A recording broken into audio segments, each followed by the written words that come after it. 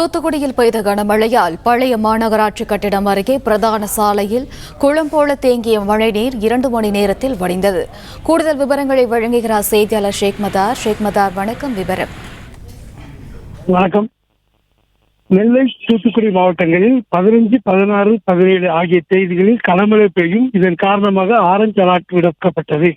இதைத் தொடர்ந்து தூத்துக்குடி மாவட்டத்தில் நேற்று நள்ளிரவு முதல் கனமழை பெய்து வருகிறது. இதன் காரணமாக தூத்துக்குடி மாநகராட்சி உள்ளிட்ட பல்வேறு பகுதிகளில் தாழ்வான பகுதிகளில் மழைநீர் குளம்போல் தேங்கியது. குறிப்பாக தூத்துக்குடி மாநகராட்சி அருகே உள்ள சாலையில் குளம்போல் தண்ணீர் தேங்கியதால் வாகன ஓட்டிகள் மிகவும் சிரமம் அடைந்தனர். இதைத் தொடர்ந்து மாநகராட்சி மேயர் ஜெகன் பெரியசாமி, ஆணையர் பிரியங்கா உள்ளிட்ட அதிகாரிகள் நேரடியாக ஆய்வு மேற்கொண்டு அந்த பகுதியில் உள்ள மழைநீரை போர்க்கால அடிப்படையில் வடிவதற்கு ஏற்பாடு செய்தனர். இதன் காரணமாக 2 மணி நேரத்தில் அந்த பகுதியில் உள்ள அனைத்து மழைநீரும் துப்புரவாக வடிந்தது. இதனால் பொதுமக்கள் பெரும் மகிழ்ச்சி அடைந்தனர். விவரங்களுக்கு நன்றி ஷேக் மதார். பிளே ஸ்டோர் மற்றும் ஆப் ஸ்டோரில் இருந்து பாலிமர் செயலியை QR கோடு மூலம் பதிவிறக்கம் செய்யுங்கள். செய்திகளை உடனுக்குடன் பெறுங்கள்.